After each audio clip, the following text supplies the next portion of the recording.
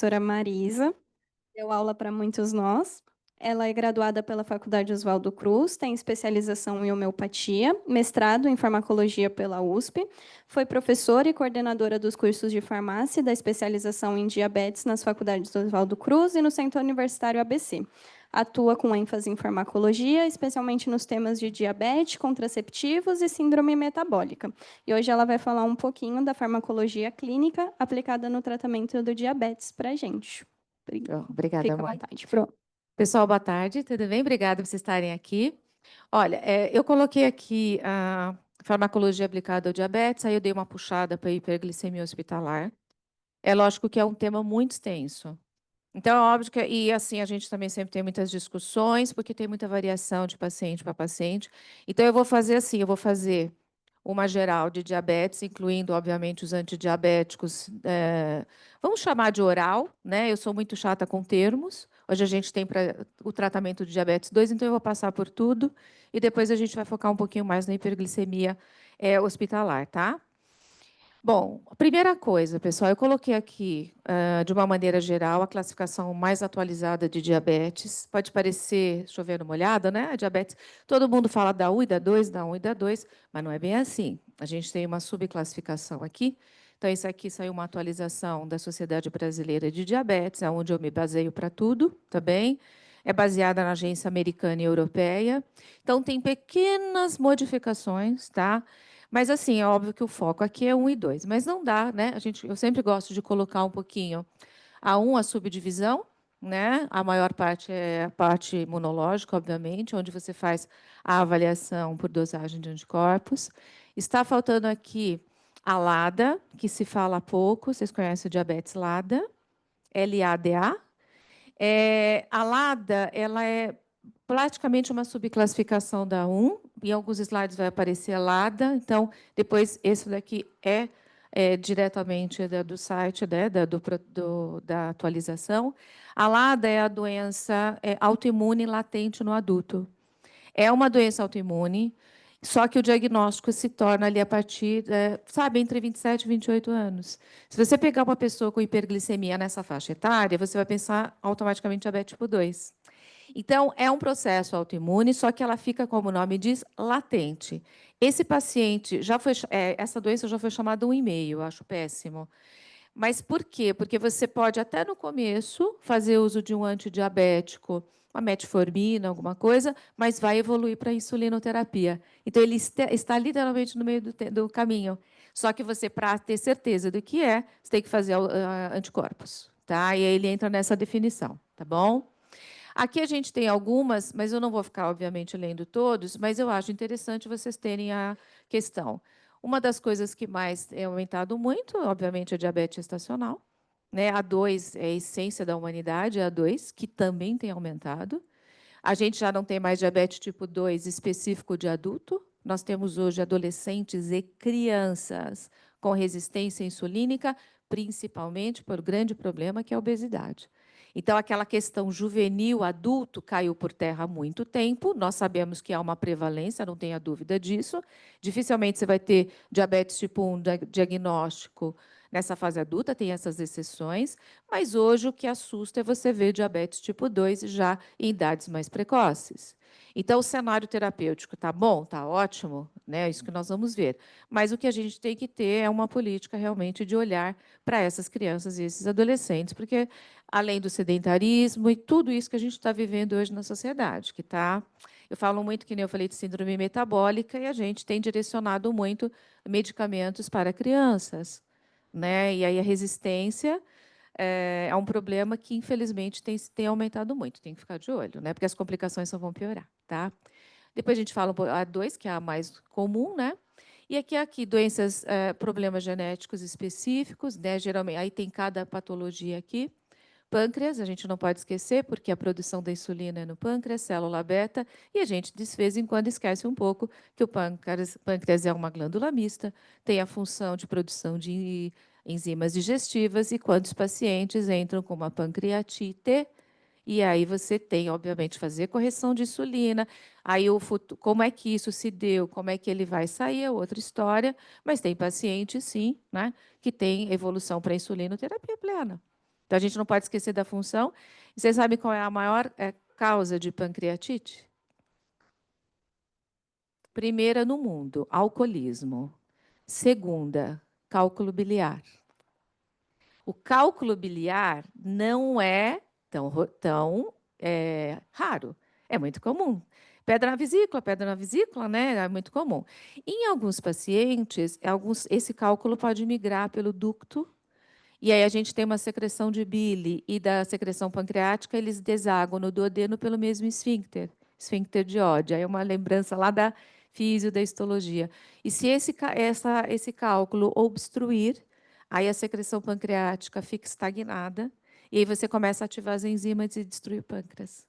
Então, é a segunda maior causa, e isso também tem que ser falado, porque as pessoas falam, entrei no hospital por causa disso e saí diabético, eu já escutei isso, é uma coisa meio maluca, né?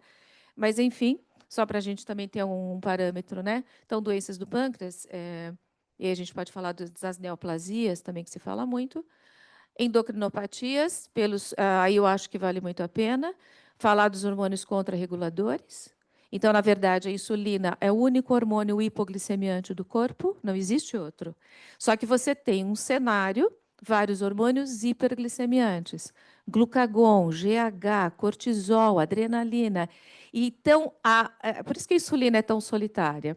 Então, quando você tem tumores, principalmente desses produtores, porque tumores endócrinos, você tem uma hiperprodução desses hormônios contrarreguladores, a glicemia aumenta. Tá? Por que em ambiente hospitalar é tão mais difícil o controle glicêmico? É um ambiente de estresse, pessoal. Então, o estresse de uma internação, de uma cirurgia, você tem a liberação dos hormônios do estresse, cortisol e adrenalina. E aí você tem uma maior dificuldade do controle. Então, você pode ter um diabético que entra aqui. Eu só uso metformina e gliclazida. Vamos pegar o padrão, né? E aí aqui, vocês sabem que é muito mais fácil você fazer controle com insulina, só que o paciente tem que entender que é mais fácil, mas que ele vai ter hiper também. Tá? Principalmente pacientes que fazem cirurgia, que é outro padrão de insulinização. Mas vocês não se esqueçam do estresse orgânico que isso causa. Tem gente que fala, eu não sou diabético, eu não posso ficar estressado, é o nervosismo. Lá aqui fora a gente escuta muito isso. Não existe diabetes por estresse. Existe variação de glicemia pelo estresse orgânico. Isso sim. Então, a pessoa ou é ou não é diabética. Só que ela tem, a gente escuta isso na população, quando você faz trabalhos de campo e a pessoa se recusa a dizer que é diabética. Tá bem? Então, isso é importante. E aqui eu pus algumas medicações, né? Obviamente, o foco maior de medicação que eleva a glicemia é corticoide. Tanto que qualquer padrão, qualquer programa de insulinização, você tem dentro ali, usa ou não usa corticoide, tá? Que a gente até vai falar bastante no simpósio. Mas tem outras medicações aqui, né? Algumas coisas menos usadas, mas vale a pena vocês terem. Algumas infecções, algumas questões incomuns, né? Também a parte imune e as doenças genéticas.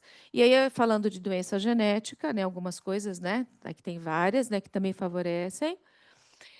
Lembra que nós estamos numa era, eu falei da diabetes tipo 2 que tem aumentado, a gestacional. Vocês têm notado que há maior diagnóstico de diabetes gestacional ou vocês não têm essa visão? Vocês não têm. Há um aumento. Por quê? Idade. Hoje as mulheres têm filhos mais tarde também, tá? E com isso a idade é um fator de interferência, pessoal. A gente não pode romantizar gestação e idades muito tardias. Eu acho que vale a pena tentar sempre, mas não dá para romantizar tudo isso. A gente tem que entender. Além do que a gente tem mais doenças genéticas, tem uma maior prevalência. Então, assim, eu acho que assim, a idade ideal é uma coisa, só que a gente tem que ter a gente tem umas incidências maiores. Lógico, a gente tem que falar também de obesidade, que é muito envolvida. Aliás, a obesidade é um grande, grande desafio, principalmente para diabetes tipo 2. Tá ok? Vamos lá. Aqui eu pus o diagnóstico, não tem muita modificação, então aqui os sinais típicos, né? Aqui tem, então, quando faz muito xixi, tem muita sede, aquelas coisas clássicas. Aqui tem duas coisas. Perda de peso inexplicada, na verdade, já é uma conotação mais grave do diabetes, porque você já tem aí uma deficiência severa da insulina e você começa a queimar proteínas e gordura. Então, isso não é um bom sinal. Então, isso é uma coisa, isso é um sinal de descompensação diabética. Quando a gente fala a obesidade, eu sei que, né, eu sei que é o oposto é o maior fator de risco para a resistência à insulina. Tá? Diabetes tipo 2. 90% da população diabética é diabética tipo 2. Qual é o maior fator de risco? Obesidade. Segundo maior fator, fora a obesidade. Aí você vai falar para o sedentarismo, né, que a gente tem, mas isso está envolvido, a má alimentação. Então, veja que a gente está numa sociedade que tem todos os fatores. Tirando isso, pessoal, é a idade.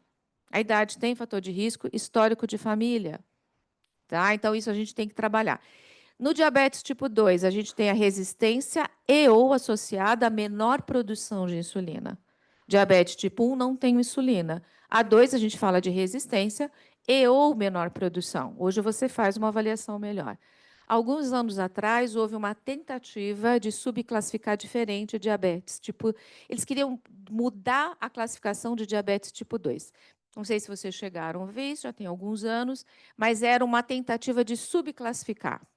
Eles queriam assim, diabetes tipo 2 é vinculado mais a uma resistência, que é comprometimento da ação da insulina, a uma menor produção, aos dois, ou a uma resistência vinculada à obesidade. Eles queriam subclassificar.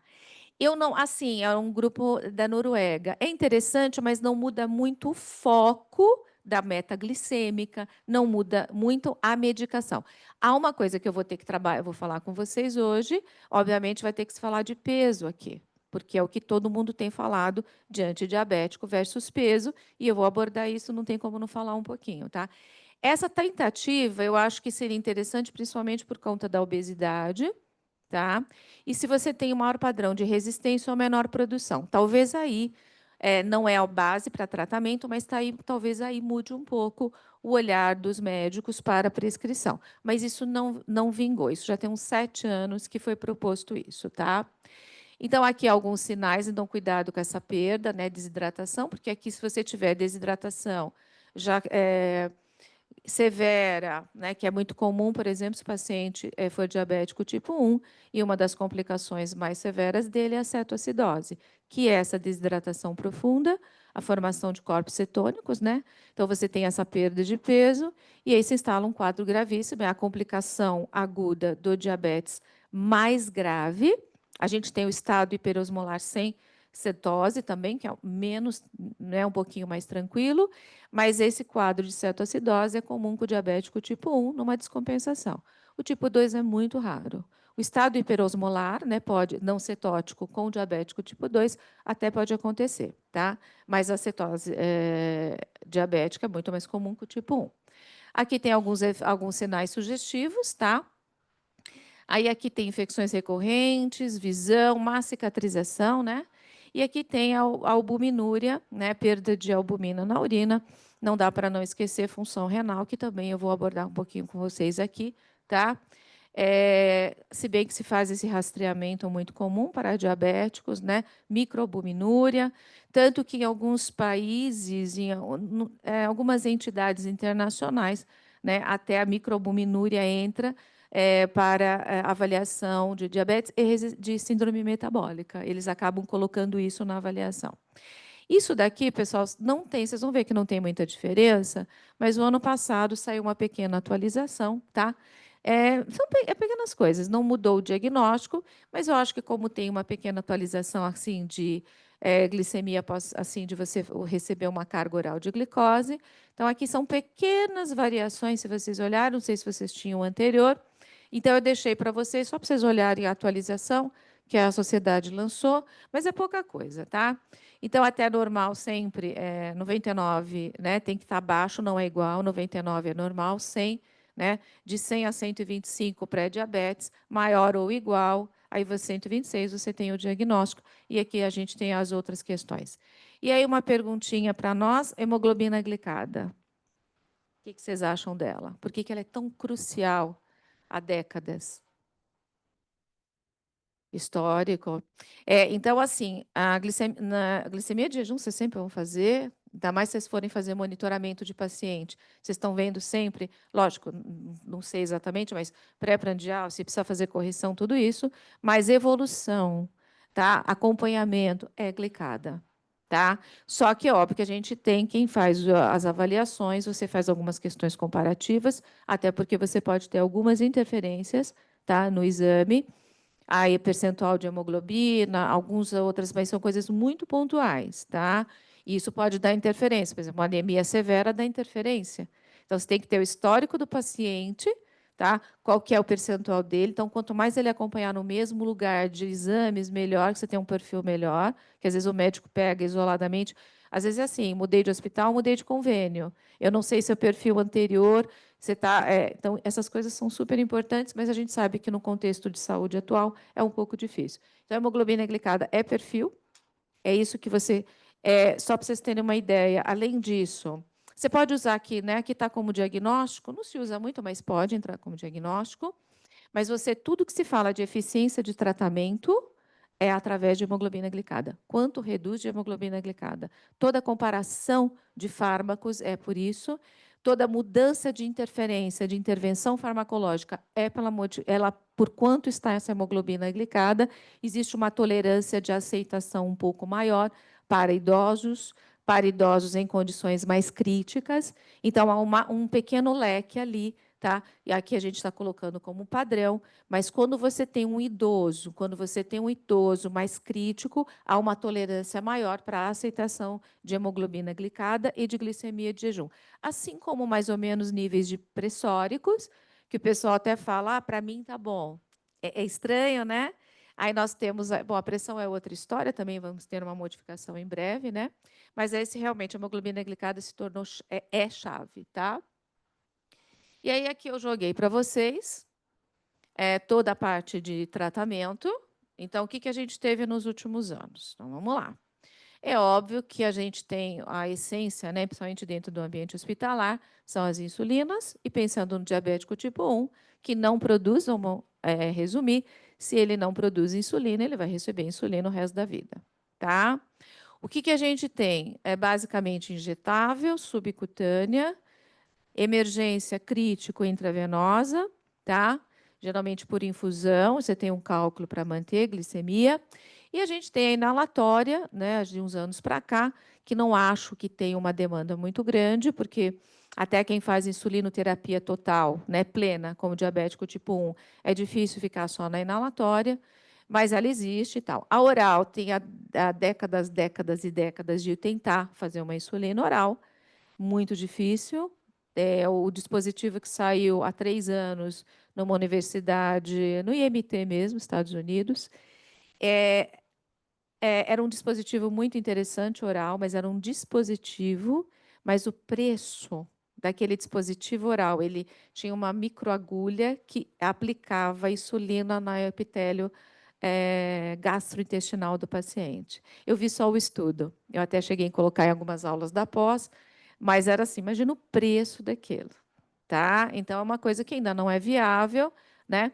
Agora, a gente acabou de ter um estudo novo com terapia de células-tronco, né? Acabou de sair faz uns dias aí, algumas coisas promissoras, né, para diabéticos tipo 1, então saiu tem poucos dias, resultados melhores, mas ainda demanda tempo, mas célula-tronco se fala, não estou jogando água, mas se fala há muitos anos, há anos e anos, e aí quando a gente fala de diabetes tipo 1, nós estamos falando de uma doença autoimune.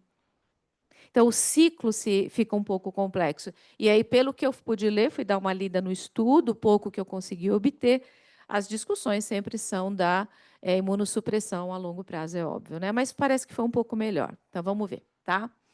E aí, opa, perdão. E aí eu acho que não tem dúvida, o que aconteceu maravilhosamente bem, vocês são muito jovens ainda, eu dou aula há bastante tempo. A aula de diabetes ela era chatinha, não saía do mesmo lugar. Insulinas, metformina, sulfonilureia. E tinha umas antiguinhas lá, carbose e tal. De repente, virou um universo. Então, a gente teve, eu acho, muito bem-vindos, maravilha. Então, nós temos aqui, eu acho que a metformina clássica, eu vou falar um pouquinho dessa, sulfonilureias. E essa é antiga, as duas últimas aqui, tá? São antigas. Pioglitazona era de um grupo, ela sobrou, é a única representante, né? Pus as vias de administração, a carbose também é bem antiga. E a ordem com que isso está, pessoal, tem mais ou menos, na minha cabeça, uma ordem de eficácia também. Todos eles, então, aqui a gente tem. Antigamente a aula era insulinas, injetável, e antidiabético oral, ou hipoglicemiante oral. Eu já não gosto do termo hipoglicemiante, porque está errado. Então, porque nem todos causam hipo. Não é? Então, isso é uma crítica. Aí era antidiabético oral.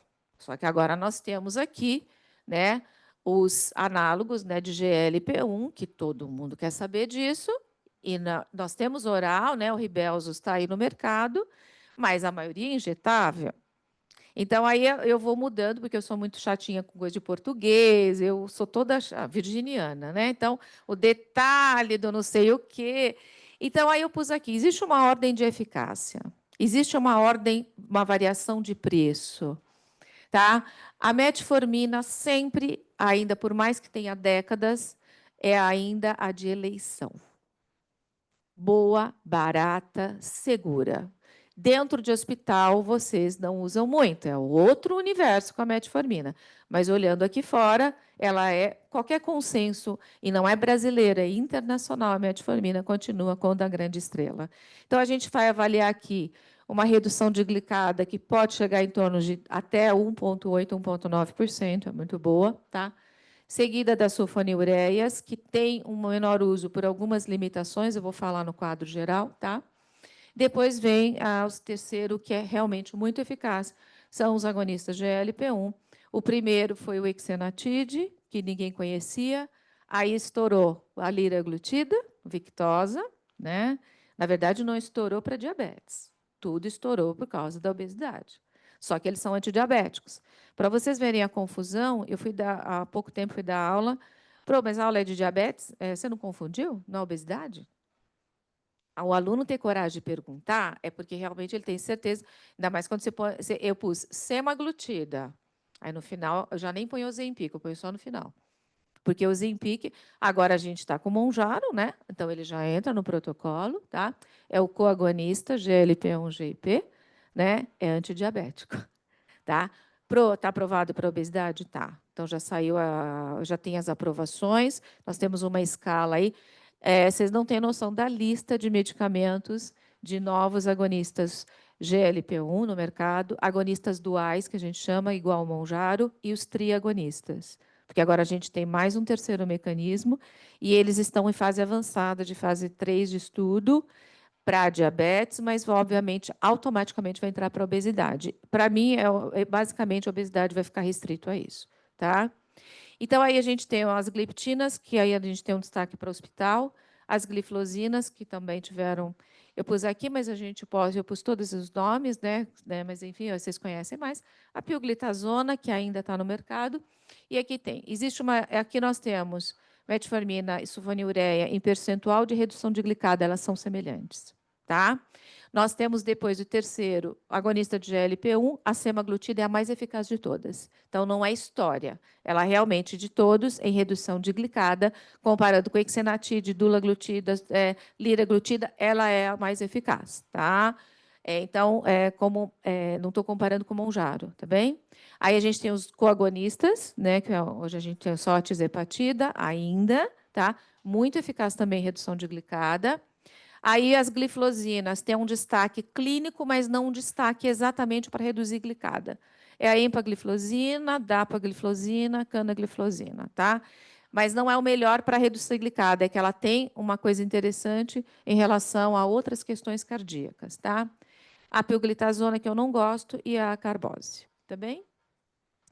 Aqui os tipos de insulina, depois a gente vai fazer, ainda vou falar um pouco dos medicamentos. Bom, a primeira coisa, pessoal, é óbvio que eu acho que é o que eu sempre acho que as pessoas têm, qualquer aula que eu dou, eu vejo uma dúvida muito grande nos tipos de insulina. Tá bem? Não sei se, talvez, obviamente, vocês tenham outro cenário. E aqui a gente tem, só que eu só pus uma para a gente relembrar um pouquinho da estrutura peptídica, tá? Então, a gente tem duas cadeias, o peptídeo C que faz a ligação. Então, é peptídeo, por conta disso, que tem dificuldade em via oral pela degradação. Análogo de agonista de GLP-1 também é peptídico. Só que eles conseguiram, já que vocês conhecem o Ribelsus, que é a semaglutida oral, eles conseguiram, é um peptídeo um pouco diferente, óbvio, mas ele tem um envoltório que neutraliza o pH, e aí você consegue ter uma sobrevivência do peptídeo, não fica vulnerável à ação das enzimas proteolíticas, só que da formulação oral do Ribelsus, 1% é absorvido. 1%. Tá? Está em fase 3 para obesidade. Eu sei que o pessoal está usando, mas aprovação. Ainda está em vias D, tá? E aqui, o que mais dá dúvida nas insulinas, tá? Análogo humano, análogo, tempo de liberação. Aí eu acho que tem uma parte farmacêutica que realmente eu acho que é interessante para nós, tá? O que acontece, pessoal? Quando a gente teve... a insulina foi o primeiro produto biológico que a gente teve, né? O primeiro medicamento, então, foi na década ali de 20, né? A gente teve o desenvolvimento. Foi um marco. O segundo produto biológico que a gente teve foi o GH. Aí nós tivemos o quê? Antes de a gente ter a síntese por biotecnologia, nós tínhamos a gente usou durante muito tempo. Não tem muito tempo que faz pouco tempo que eu deixei de falar de insulinas obtidas de animal. Mas até não tem tanto tempo, a gente falava da insulina obtida de porco, de boi, tem uma diferençazinha, mas era o que a gente obtinha. Aí depois elas foram altamente purificadas, mas hoje isso já ficou. O Brasil demorou um pouco para deixar de utilizar, faz parte. E aí nós temos as insulinas, tá? É técnica de DNA recombinante. Insulina é insulina. Eu vou dizer por que isso. O que é uma insulina humana? O que é uma insulina análoga humana? Porque é um análogo, é uma humana, né? Humana, sequenciamento, tá, dos aminoácidos é idêntico. Acabou. Quem é humana? Regular e NPH. O universo, até a gente, por conta de SUS, todo mundo, a gente usa muito regular e NPH. Elas são humanas, ou seja, a sequência de aminoácidos é idêntica à nossa, não mudou nada. Acabou. Não é porque, como um aluno uma vez me disse, não, por favor, fiquem tranquilos, como se fazia a extração pancreática de uma insulina humana. Mas isso faz parte de ser professor. Aí eu olhei, eu falei assim, mas o que... Ele entendeu que a gente... É isso que eu tinha falado, DNA recombinante, faz parte do mundo, né? Mas é realmente... Deixa para lá. E aí os análogos, o que são os análogos? Tem uma modificação de aminoácido. Algumas modificações, algumas conjugações são feitas na estrutura, tá? E aí você tem alguma modificação. O que a gente muda, Pro? Principalmente o tempo de ação. Só que aí eu vou fazer uma pergunta. Se a regular e a NPH, as duas são humanas, por que a regular é rápida e a NPH é intermediária? Ela libera por 16 horas. Se as duas são humanas. Porque o que eles fizeram? Eles pegaram a insulina humana e conjugaram com protamina. O P da NPH, aqui, ó, esse P de protamina, que foi retirada, é uma substância que eles retiraram da esperma de peixe, papapá. Complexa a insulina com a protamina, deposita no subcutâneo e aí ela vai sendo liberada aos poucos, por uma média de até 16 horas. A insulina é a mesma, pessoal. As duas são humanas, tá? Só que os análogos são diferentes. O análogo tem modificação em algum aminoácido, em uma posição, troca tudo isso, até os nomes, glulisina, asparte, tá? Tudo lispro tem o nome, a ideia, o nome vem das trocas de aminoácido, tá? O que se fez? Então a gente tem análogos, tá? Todos os outros são análogos. E aí a gente tem uma grande modificação, a gente entrou com os de ação ultra rápida, tá? Então a gente tem a asparte, a lispro, a glulisina. Mais recentemente eu tenho a FAST, que você pode injetar assim, sentei, acabei de comer, pá, ou até 10 minutos depois os novos trabalhos estão mostrando. Mas o que que ela é? Modificação estrutural. Alguma tem a ver com o pH, que eu já vou falar, mas é isso. Então, tem que ter uma modificaçãozinha ali. E aí tem a ver, vou mostrar para vocês, tem a ver com a dispersão dos monômeros de insulina no subcutâneo, que é uma coisa muito farmacêutica. Tá? A gente forma hexâmeros dessa insulina quando você deposita, precisa ali do zinco, etc. E eles conseguiram, com essas modificações, fazer com que ela libere o monômero rápido. E libera o monômero rápido, absorve mais rápido. É fantástico isso, tá? Lógico, né? Porque eu estou vendo a química, a bioquímica, e aí você muda o pH e muda. Então, isso é uma área absurdamente farmacêutica, tá? Lógico que envolve a biotecnologia, mas é muito legal, tá? Então, aí a gente tem. Aí, por outro lado, pessoal, nós temos as de ação longa e ultralonga. Uma revolução no mundo diabético foi a glargina. Glargina fez toda a diferença. Só que ela tem quase 30 anos, a glargina, né? Quando a glargina entrou, o que que ela trouxe? Estabilidade, tá? Um melhor perfil, ela vai liberando por 24 horas, sem pico. O NPH tem pico, não é muito, mas tem ali. Não é uma insulina regular, mas tem. E o que que a gente tem mais recentemente? Aí os análogos, né, de ação muito mais longa. Também a modificação de aminoácido e alguns com uma ligação à albumina, que faz um sequestro plasmático e vai liberando aos poucos essa insulina. Então, é uma questão química, bioquímica e cinética, que envolve ligação com a parte da albumina, tá? Aí a gente tem algumas aqui, e as pré-misturas, que eu acho que vocês conhecem, eu não gosto muito de pré-mistura, você tem proporções fixas ali de uma rápida e de uma de ação mais prolongada. Está pronta no frasco. Conhecem pré-mistura de insulina? Sim? O que vocês acham dela?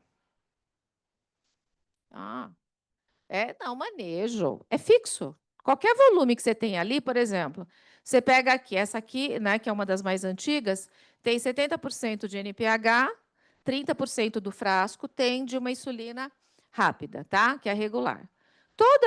Todo o volume que você pegar tem as duas. Te ingesta em alguns momentos, a não ser eles que. Sabe quando pega melhor, que a gente tem visto nos estudos recentes? Diabético tipo 2 que precisa de uma insulinização em algum momento do dia. Tem ido um pouco melhor. Eu acho que ingesta é difícil o manejo, é difícil você controlar a glicemia, vai precisar fazer correção direto, hipo, hiper. Pode apostar, tá? Deixa eu mostrar. Olha, pessoal, aqui mais é por conta que a gente tem um pezinho, né? É só para ter uma ideia, tá? Para vocês terem. Eu tenho isso tudo muito escrito, todas as substituições, mas isso não é o momento. Aqui é só para eu dei uma ajeitadinha, as modificações que você tem, as substituições dos aminoácidos, tem que entender isso, lógico. Há uma modificação química, bioquímica nesse peptídeo, tá? E aí você tem liberações diferenciadas, tá ok? Isso tudo é descrito, lógico, detalhe do detalhe é na monografia do produto, tá? Eu pus aqui só uma curiosidade aqui da Glargina 100, 300 da Degludeca. A Degludeca, que tem uma meia-vida aí muito maior, tem que ser levada em consideração, é mais de 40 horas. Tá? Nós temos a Glargina 300 veio para disputar mercado com a Degludeca, na verdade, é a parte da indústria farmacêutica. E aí é que a gente tem os exâmeros, ó. Na verdade, é assim, pessoal, isso aqui é uma reunião de 6 moléculas de insulina, tá? E aí a gente tem que ter a formação desse monômero para ter absorção. Então, dependendo da velocidade com que isso acontece no subcutâneo, você tem uma velocidade de absorção.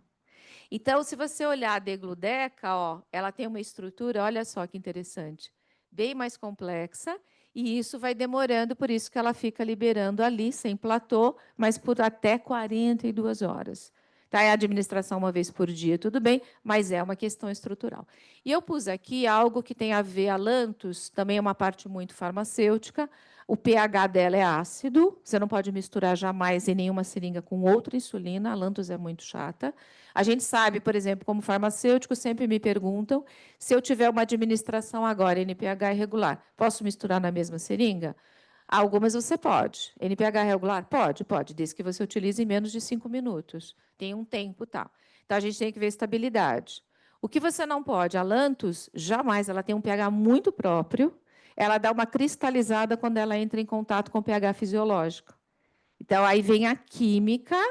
Se você misturar ela com outra seringa, tá? Que é uma prática que algumas pessoas fazem aqui fora, principalmente, você muda o pH da solução total. E aí você muda a cristalização, esquece, acabou o efeito que você queria, tá?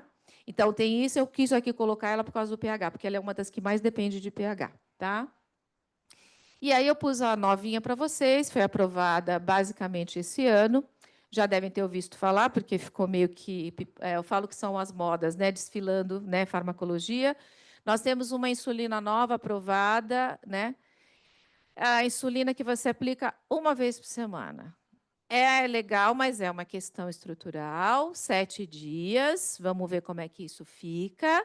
Tudo é novidade. E nós temos uma outra já, a Efcitora, que está em estudo. Isso aí eu peguei de um rodapé de teste clínico, mas eu adoro trazer uma novidade, pelo menos vocês já terem um nomezinho ali, né? Eu sou mania das novidades. E aí aqui não vou ficar lendo, mas o que ela tem de diferente, né? Ela é ligada a um ácido graxo, libera muito a albumina. Então, ela fica muito ligada à albumina. Aqui eu pus alguns detalhes da concentração dela, a refrigeração e tudo mais, mas é detalhe que eu peguei efetivamente da bula. E aí, mas ela já está aprovada fora e aprovada pela Anvisa. Então, aí vocês vão ter insulina semanal. A gente tem que entender como é que fica. Eu sempre me preocupo quando o paciente entra aqui no hospital. É lógico que correção é por glicemia, mas você também tem que lembrar que se ele usou uma insulina semanal, você tem na vigência de uma liberação X e você vai tomar um cuidado maior. Você vai fazer correção de acordo com glicemia, mas você tem que ter esse olhar para esse paciente, tá? Aqui a curva, pessoal, é mais para mostrar para vocês, né? As insulinas, né? Aqui seria, na verdade, pessoal, ultra rápida, né? Pelo termo mais correto, a regular, e aqui os picos que você tem de liberação. Então, eu vou dar uma olhadinha na NPH. Aqui é regular de 500, que não é tão conhecida, mas, enfim, nos gráficos tradicionais, né? Hoje você já tem, há um tempo atrás não tinha seringa específica, né? Você tinha, farmacêutico tinha que diluir, porque a gente não tinha, né, a unidade certinha, então fazia-se uma diluição, hoje já tem, já ficou mais fácil. Mas assim, ela é restrita, né, para pacientes com grave resistência, ela não é usual. A regular de 100 é usual, tá? Essa não. Aqui, ó, dá uma olhada na NPH. A NPH, ela é intermediária, mas você vê, ó, ela tem um pico aqui, né, gente? Então, ela é meio, não é tão... Imagina quando veio a glargina, que foi a primeira, o que está de rosa aqui, olha a linearidade dela, tá? E aí depois veio todas as outras, a degludeca, né, que é a mais recentezinha, que vai até a 40, 42 horas. O que a gente tinha, tá? Até 30 anos atrás, a gente tinha NPH regular e só. A glargina trouxe a modificação. As análogas também são mais novas, tá?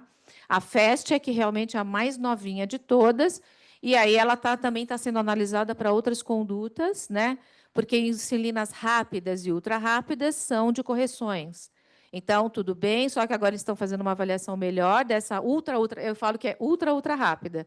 Imagina, eu vi o último estudo, 20 minutos depois que você começa, você pode usar a Fiasp. Então, é interessante, tá? Bom, eu não vou ficar lendo, pessoal, mas eu quero fazer um resumo para vocês dos antidiabéticos orais, tá? Em relação ao seguinte, potência, eu deixei para vocês as formulações, as doses, mais como uma, né, eu acho que curiosidade. Mas vamos lá, mecanismo de ação.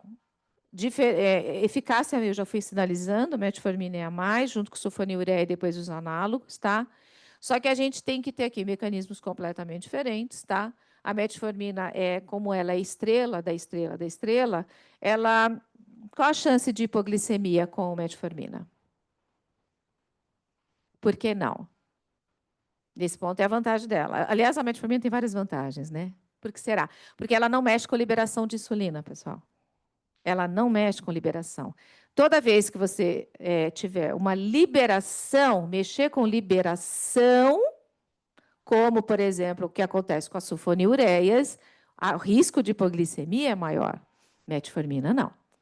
Então, por que a gente, há décadas atrás, o pessoal já começou a usar metformina para obesidade? Ela não é aprovada, hein? Porque você usa... Fala uma outra indicação clínica de metformina para mim, fora do hospital.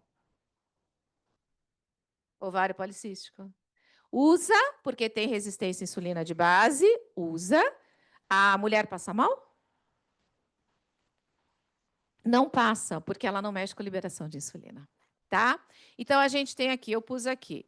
Qual que pode me dar bastante hipo? Sulfonilureia. Quem ganha? Glibenclamida pela meia-vida muito longa. Gliclazida, mais de boa, mas vocês têm que entender. Aí, vamos lá. Antidiabético oral aqui dentro do hospital, o que vocês usam? Só para eu ter uma ideia. Por exemplo, o paciente vem de fora. Vamos pegar um paciente, vem de fora, está tranquilo, está usando, você vai fazer correção com insulina, e você tem os antidiabéticos. Ah, pode continuar? Pode. Mas não, você tem um paciente aqui e você quer fazer correção, mas acho que dá, de acordo com a glicemia, dá para usar. Tem algum que vem à mente? Eu quero só comparar com o consenso que saiu agora. Sabe quem está sendo usado? Qual? É.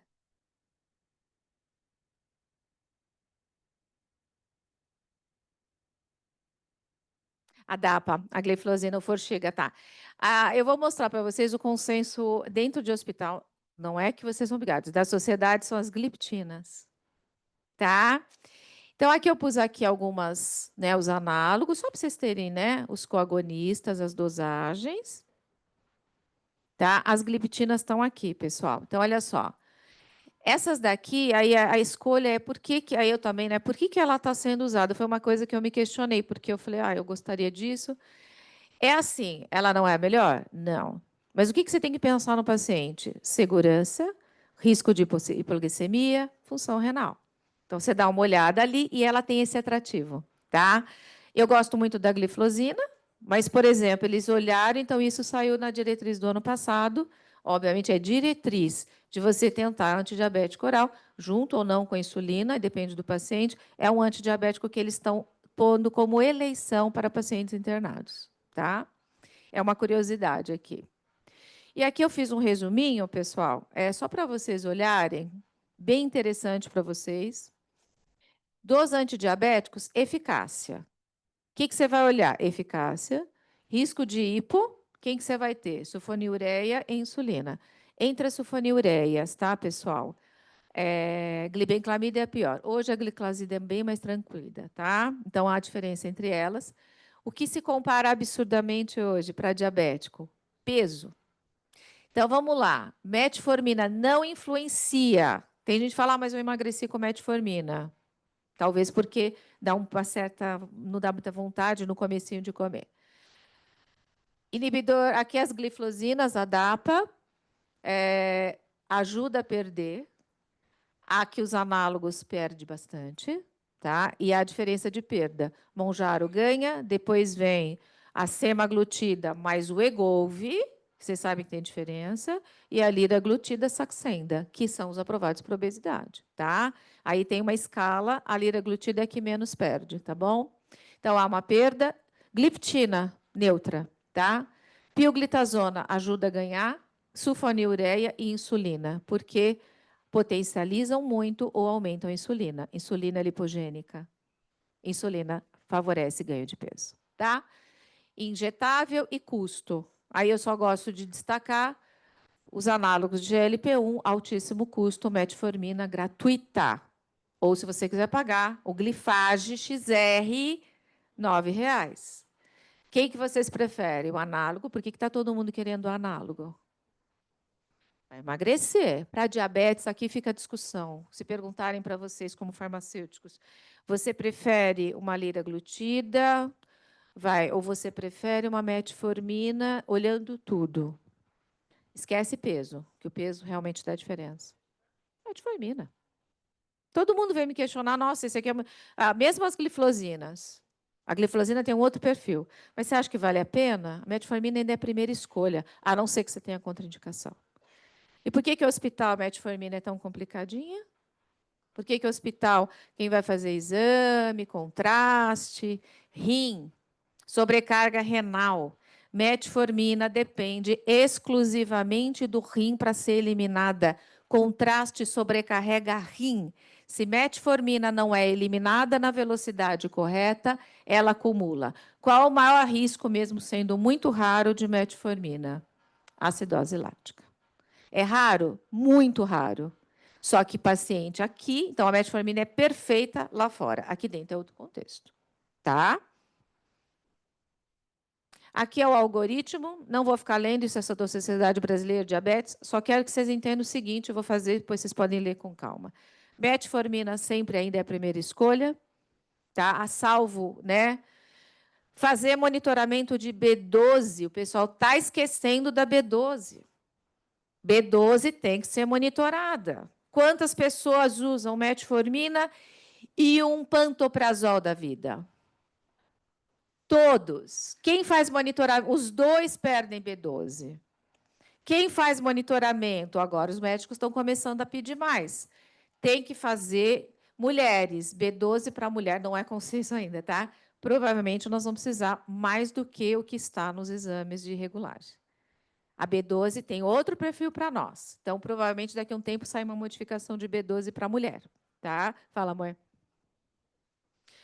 Para fazer, eles fazem pelo menos a cada 3, 4 meses fazer o exame, após início de uso. E aí fica a critério do médico já fazer, porque B12 também interfere com a parte neurológica, pessoal, complexo B. Então, nós temos pessoas idosas com demência que fazem uso disso e há um agravamento. Eu falo isso até por experiência doméstica, tá? E aí você pode dar, normal, alguns médicos pedem.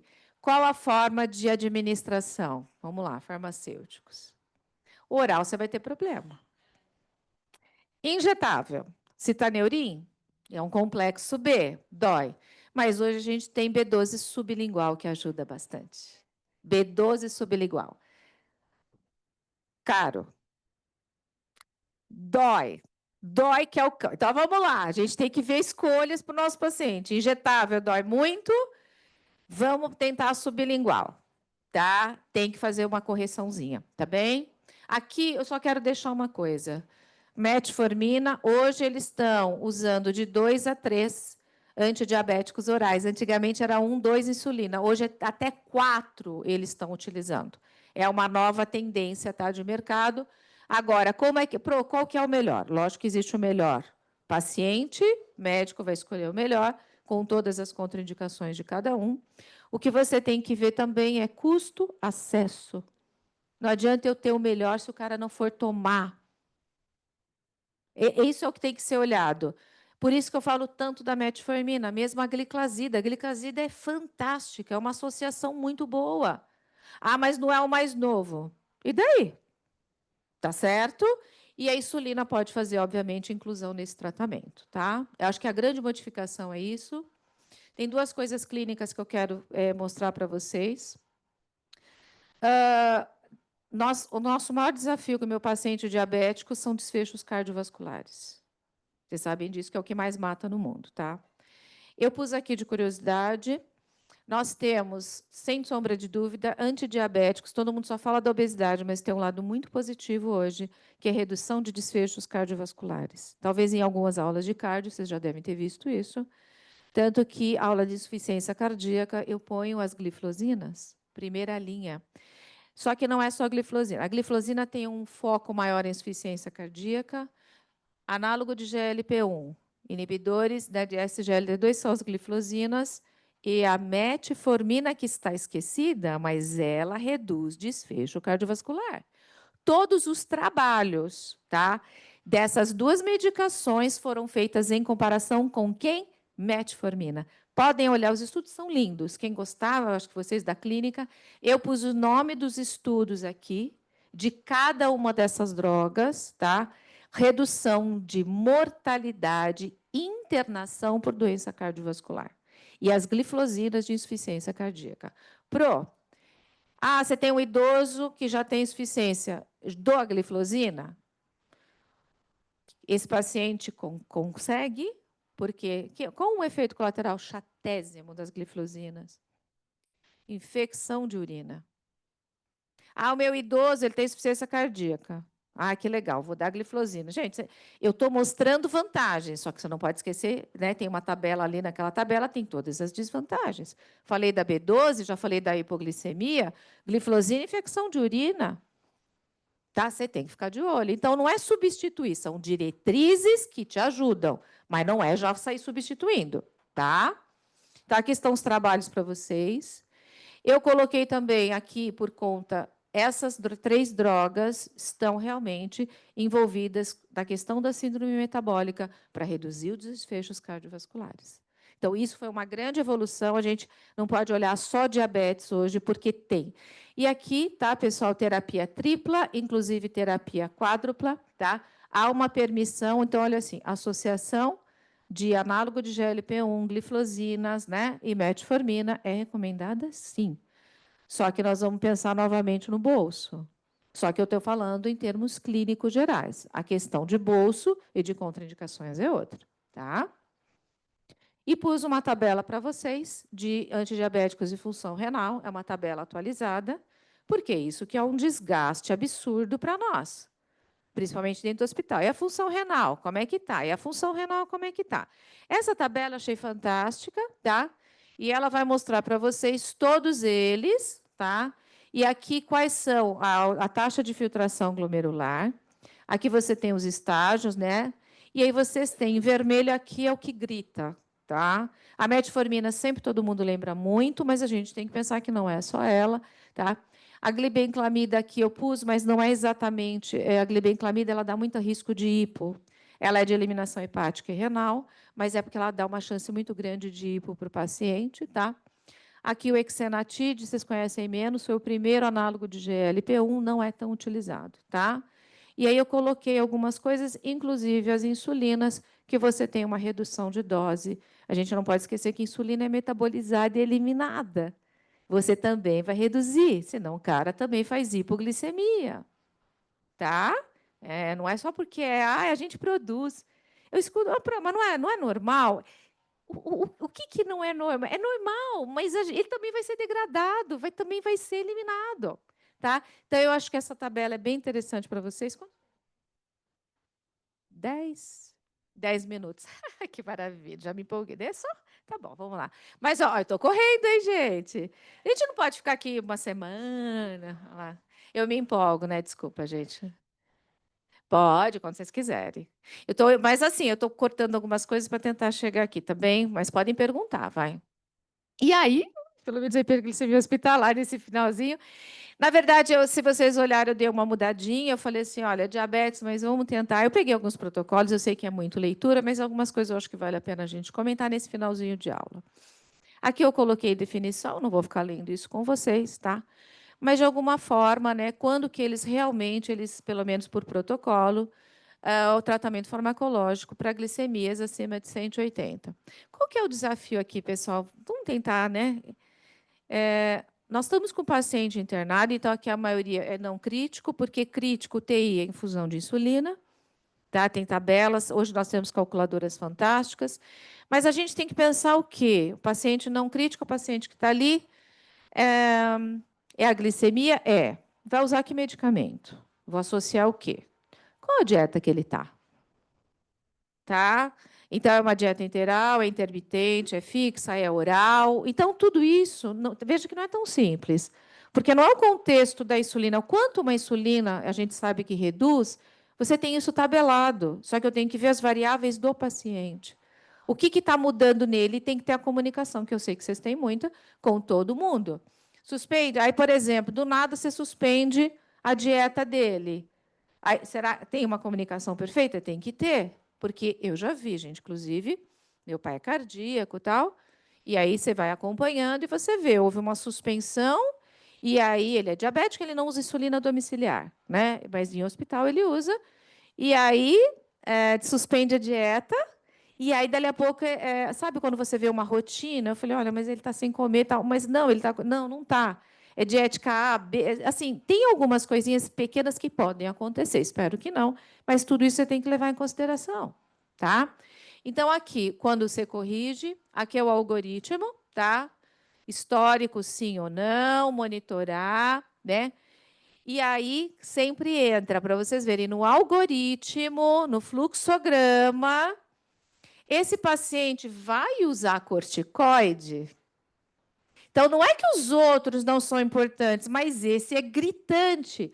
Qual é o corticoide? Qual é a dose? É uma dose baixa? É uma dose. Porque há uma interferência, mas não é que qualquer dose interfere de qualquer maneira.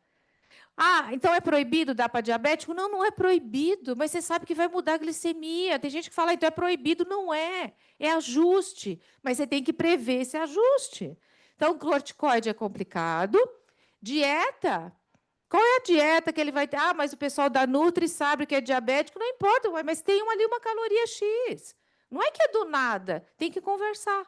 E aí que mudam as questões, tá?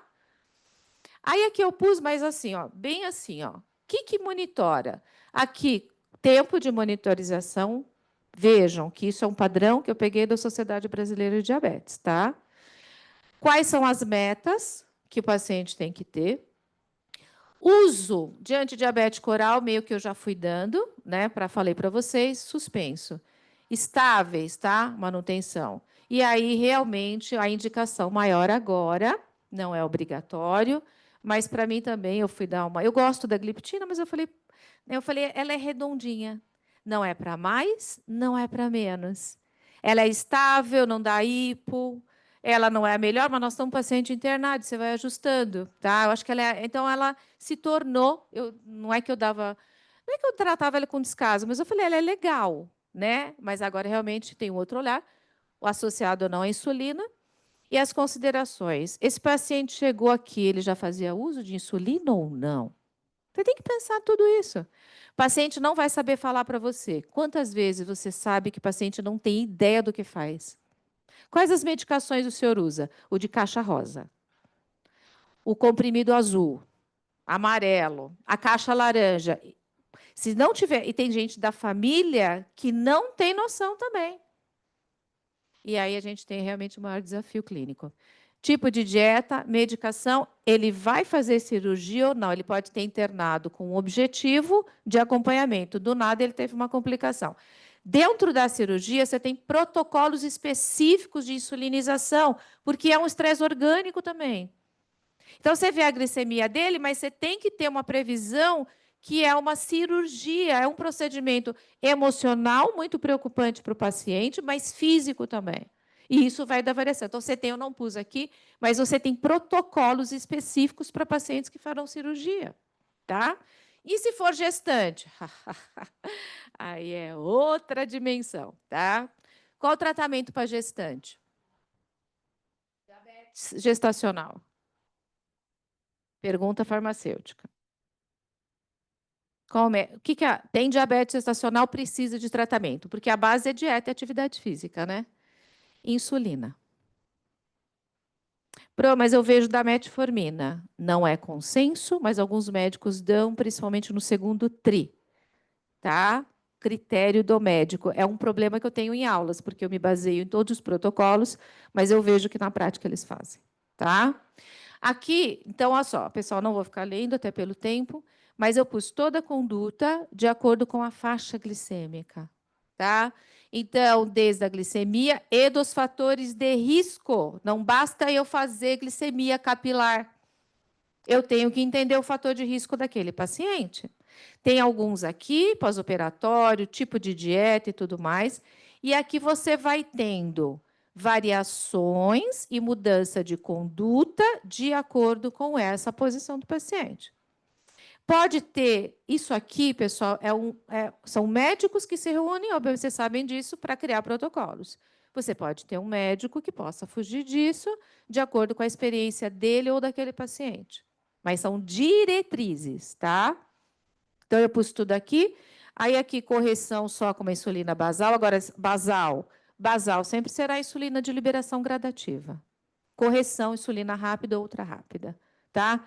Insulina basal é aquela NPH, Lantus, etc, tá? E o que é a insulina basal bolos? O que é a insulinoterapia basal bolos?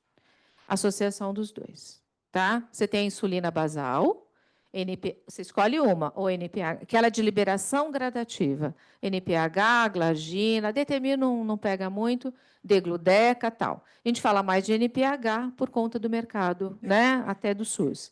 O que é prandial ou bolos? É de correção rápida para refeições.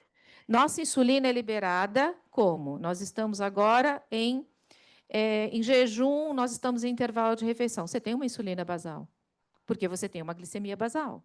Quando você come, sua glicemia aumenta, sua insulina aumenta. A insulinização basal, bolos, contempla o cenário todo. Eu não estou falando de bomba de infusão, que aí é outra tecnologia. Mas nós não temos acesso ainda. Eu acho que daqui a alguns anos a maioria vai ter. O SUS já deu uma pequena abertura para alguns protocolos, para alguns.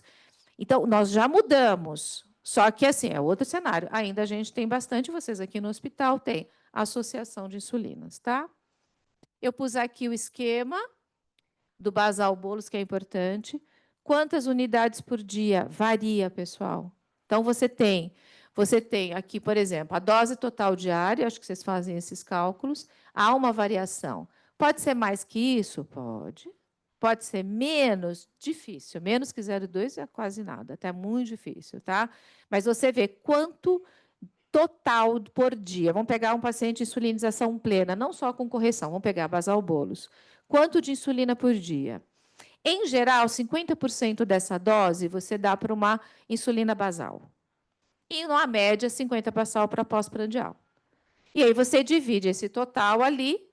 Então, por exemplo, eu vou dar 2 de NPH por dia, pacientes mais críticos, 3. Corticoide é uma, você chega a dar 3 unidades, 3 diárias de NPH. Então, eu faço um cálculo de dose diária por quilo, em geral, 50-50. Aí fora você tem 70-30, 65, depende do paciente, tá? Aí você vai. O que vocês têm que observar aqui dentro, principalmente, tá? Nós vamos ter que entender que essa conta, nós vamos ter que olhar para aquele paciente e olhar. Esse paciente, que nem eu falei agora, a dieta dele vai ser ABC, tá? Vai mudar, porque não adianta fazer uma conta e o paciente mudar de hábito. Vai usar algumas medicações que alteram, então você vai fazendo correções e modificação do esquema de acordo com isso, tá? Aqui, jejum não usar. Aí vocês podem depois ler com calma, eu deixo o meu e-mail para vocês, que a gente pode criar discussões, imagina, sem dúvida. As correções glicêmicas, tá? Só quero destacar 2 coisas. Sempre você tem o usual, quanto você usa de unidades para correção. O que é um paciente sensível e um paciente resistente? Óbvio que dá ideia. Esse é o normal, vamos chamar o usual normal. Sensível precisa menos, resistente precisa mais. Resistente, eu já estou pensando, tá? Aqui tem obeso, uso de corticoide, tá? Sensível, geralmente, tá? Paciente idoso, IMC muito baixo, função renal modificada. Então, não basta saber, eu vou usar isso para corrigir. Quem é o paciente que está usando para correção? Então, isso aqui é bastante usado em clínica, tá, pessoal? Todas as tabelas, os cálculos, né, de calculadora, a maioria hoje já traz isso. Peso, histórico, então é fácil, mais fácil. Antigamente não era. Aqui é só o algoritmo, tá? Já vou fechar. Tá bem? Aqui é mais ou menos, na verdade, o que eu falei, mas é de uma forma de fluxograma. E aqui eu não dá, acho que não dá mais tempo, mas eu pus para a função renal, tá bem? Para vocês terem uma ideia, a aula está com vocês, tá? Tem alguns slides que eu ocultei, tá, pessoal? Aí vocês podem abrir à vontade, eu não tenho problema nenhum, por causa do tempo, tá? Imagina, né, se fosse falar tudo. Aí eu pus de acordo com o TFG, tá bem? Se faz diálise ou não, hemodiálise, as doses, porque a paciente internada é outra dimensão. E aqui eu pus do crítico, mas aqui é cálculo específico, pacientes de UTI, pacientes que vão fazer infusão. Aqui eu pus um pouquinho o alvo, tá? Cálculo, né? Aqui eles usam o fator de sensibilidade em geral 30, né? Isso daí tem o médico geralmente que direciona qual é o fator, 30, 40, 50. Isso é assim, uma unidade reduz em quanto a glicemia? Então, vamos supor, uma unidade reduz em 30, né, de glicemia. Se você precisar reduzir 60, por exemplo, aí você vai usar 2 unidades. Esse é o fator de correção. Tem 40, tem 50. A média o pessoal usa mais a 40, 50, tá? Paciente crítico aqui tem 30. Qual é a dificuldade, pessoal? Ele pode fazer muita hipo. É outro paciente. Então, aqui, o que que você olha? O cálculo, né? Esse é o cálculo de fator de sensibilidade, a diluição, e aí você faz a bomba de infusão contínua. Sei que é meio, mas não é que é simples, é um paciente diferenciado e vai monitorando, tá? E aqui eu pus mais ou menos um cálculo de infusão inicial, tá? Quanto mais ou menos você vai usar de ml por hora também, tá? Eu pus um pouquinho um resumo para vocês de um cálculo, tá? E aqui não, só vou citar, cetoacidose é a complicação crítica, é o último ponto. Na verdade, é assim, pessoal, fechando. É um desafio maior para você não perder seu paciente. Aqui tem só a revisão, sei que para lembrar da faculdade, da bioquímica, né? Eu, particularmente, é uma das minhas paixões, né? Lógico, depois da farmacologia. A de vocês era o quê? Não vem falar. O quê? Química farmacêutica. Farmacologia. Não, mas está aqui no hospital, gente. Qual que mais gosta? O Gui, por exemplo, é farmacologia, certo? Não vai mudar também, né? A bioquímica era uma paixão, mas vamos lá. O que que você vai corrigir, gente? Volume, eletrólito, tá? Glicemia. Ponto.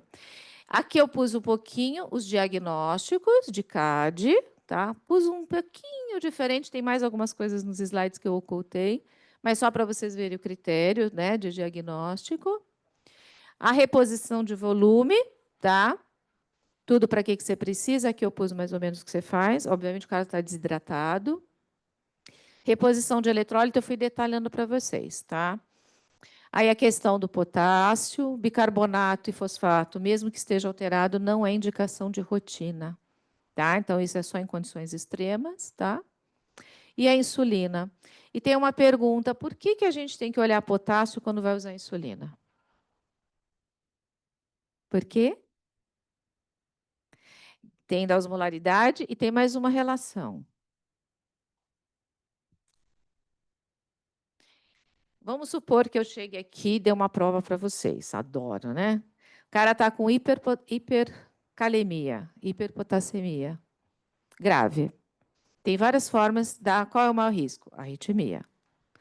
O que que eu posso fazer? Tem várias coisas, vai dar gluconato de cálcio e tal. Aí tem um protocolo não comum que se chama insulinoglicoterapia. Insulina com açúcar. Por quê? A insulina joga potássio para dentro das células. Ela joga. Então, na verdade, toda hora que você vê protocolo aqui, tá? Para a insulina, vê potássio, que é um paciente crítico. Insulina, mas vê o potássio. Talvez você tenha que repor, não é. Hoje eles estão discutindo essa reposição, eles preferem não dar o potássio, assim, esperar um pouquinho, porque também é de risco. Eles preferem dar uma monitorada, né, dar uma melhorada na insulina, porque a insulina, quando aplicada, vai jogar esse potássio para dentro. Se tiver com hipocalemia, você piora o quadro. E é muito. Então, você está numa condição crítica, você não pode piorar o que já está. Pá, pá, pá, pá, pá, corri, corri, corri. Eu acho que deu, tá? O resto aqui é só o algoritmo, tá bom? Imagina. Esse fast aqui, como é que foi, gente? Eu fui quase que nem a nova insulina, né? A Fiasp, né? É muito, assim, eu sei que eu fui jogando, isso tá para vocês. Tudo que eu adoro, obviamente, eu percebi, eu adoro esse assunto.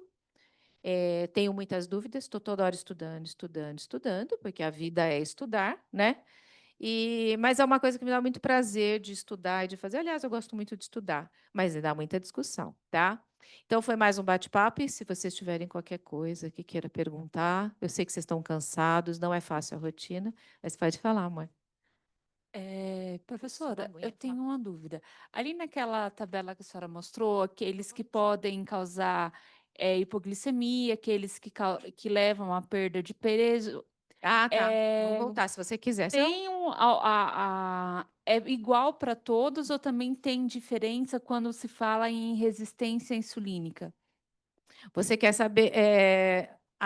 Você falaria assim: o paciente tem mais resistência. É diferente tratar? Isso. Por exemplo, ele não é diabético, mas ele está ali com. Pré-diabetes. Ou resistência diagnosticada? Ele está com resistência diagnosticada. Tá. Tem diferença. Assim, o que que é uma das preferências? Vou ser muito honesta, a metformina. A metformina, quando você tem uma resistência, porque o mecanismo dela é o quê? Aumentar a ação da insulina. Então, ela tem uma... por exemplo, a pioglitazona é interessante, mas eu tenho que ver o paciente. Pioglitazona aumenta peso, metformina não, tá? Numa resistência ainda, então não é exclusivo, mas por mecanismo, por potência, mesmo paciente pré-diabético, ou, que nem eu falo, ou não pré-diabético com resistência diagnosticada, que os endócrinos fazem, já há indicação de metformina.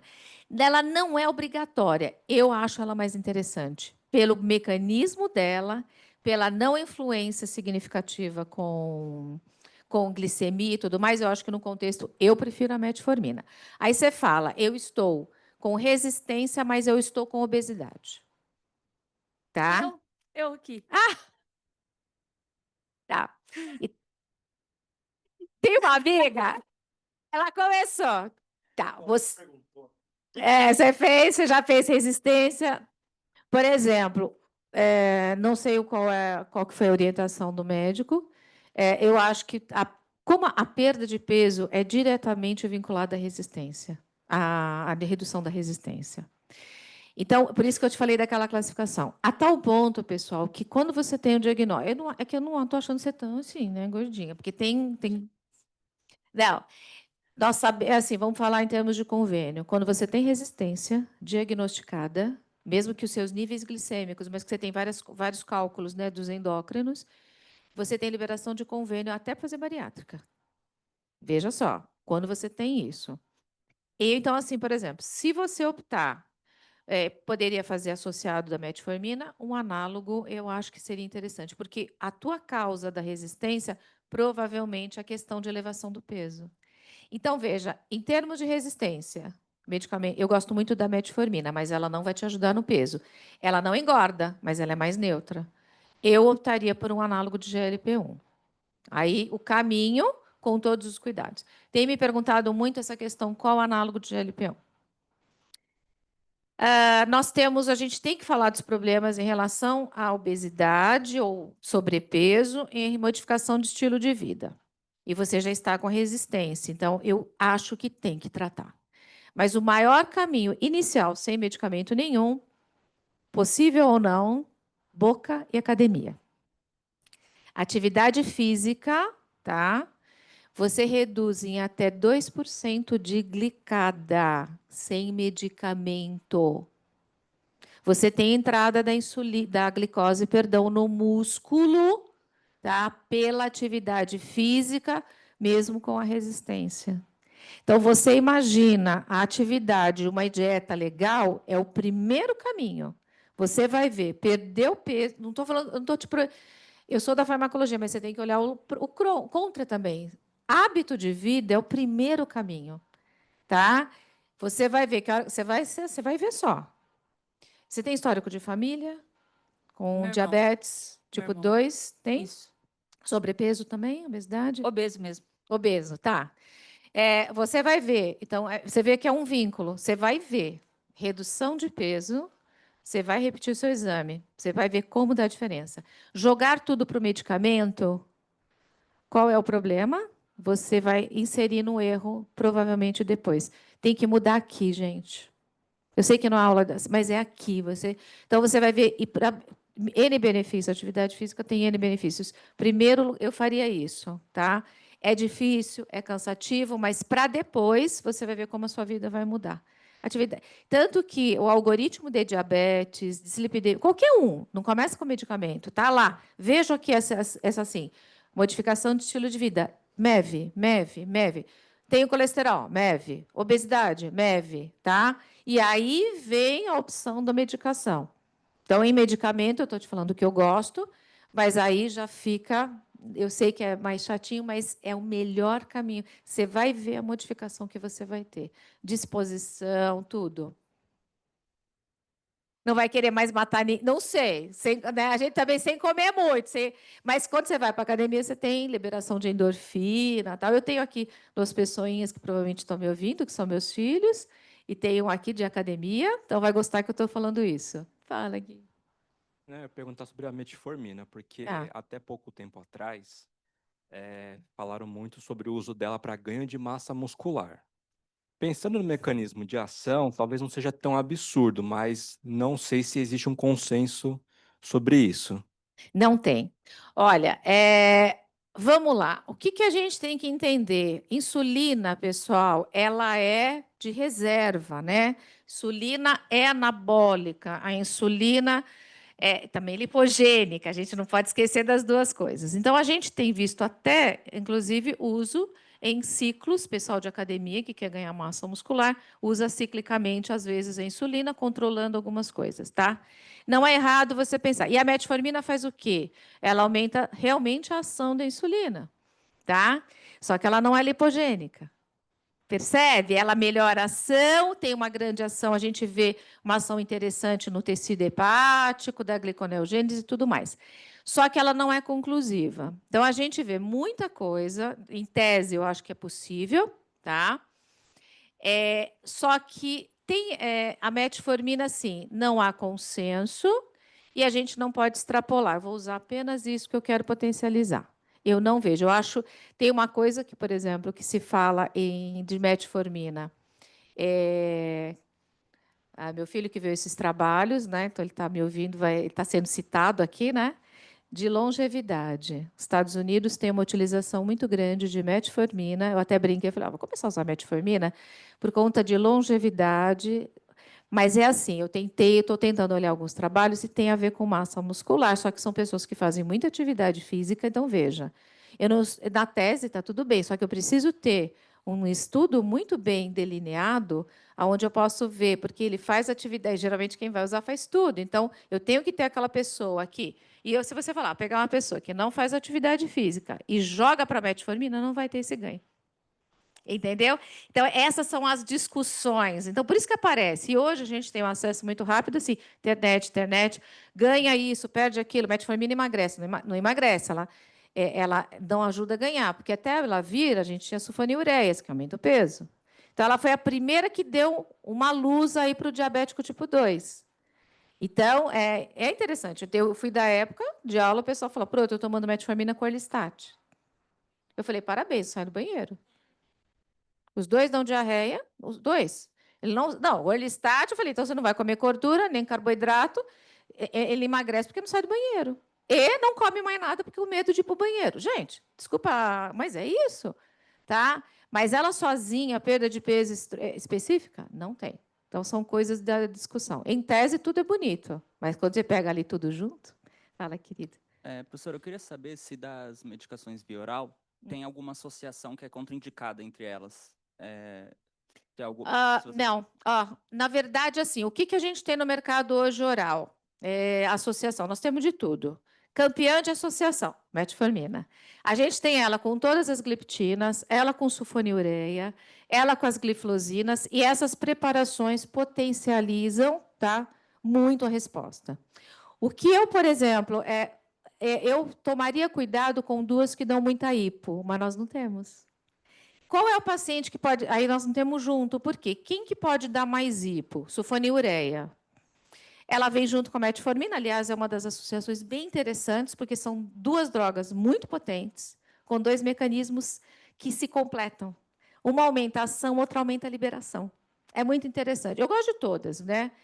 Mas, assim, de efeito colateral, você tem que pensar, potência aumenta, nós temos gliptina com gliflosina, eu acho que a gente tem praticamente quase tudo. E não são todas as sulfonilureias. A glibenclamida, por exemplo, hoje ela está menos em associações, por ela ser mais chatinha. Eu acho que contraindicação específica, não. Lembra de efeito colateral.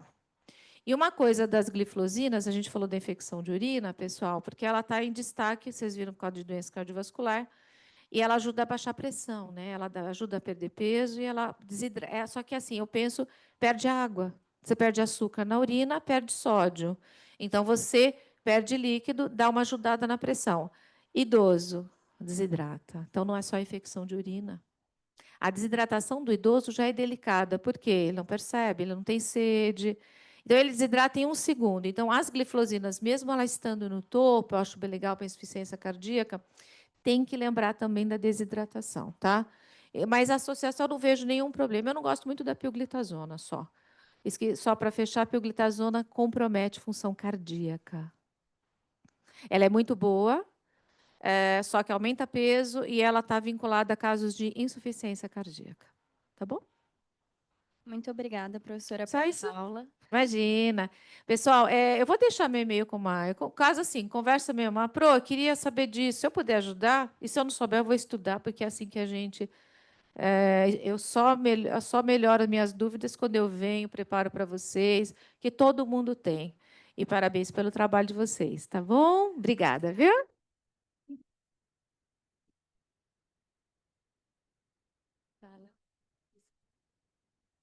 Se fui, eu não lembro. Eu tô olhando para ela. Não, mas Você já percebeu que eu tô olhando para ela? eu tô aqui com o celular, eu tava falando pra ela. Eu lembro a professora falando que não gostava que usava as roupas.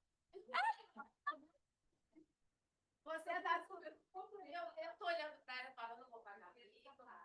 Eu conheço.